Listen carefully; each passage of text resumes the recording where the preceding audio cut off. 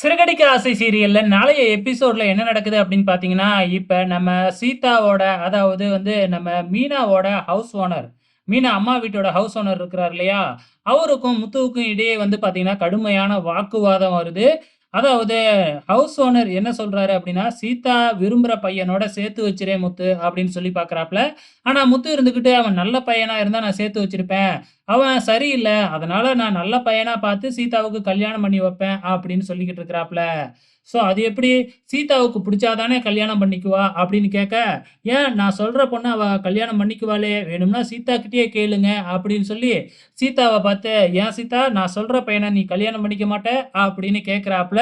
இப்ப சீதா திரு திருன்னு முழிச்சுக்கிட்டு இருக்கிறாங்க. காரணம் என்ன அப்படின்னு பார்த்தீங்கன்னா, இப்ப தானே கொஞ்ச நேரத்துக்கு முன்னாடி சீதாவுக்கும், அருணுக்கும் ரிஜிஸ்டர் மேரேஜே நடந்து முடிஞ்சிடுச்சு. ஸோ இப்ப முத்து வந்து இப்படி பேசிக்கிட்டு இருக்கிறாரு. ஏற்கனவே ஒரு பக்கம் சீதாவும், மீனாவும் வருத்தப்பட்டுக்கிட்டு இருக்கிறாங்க.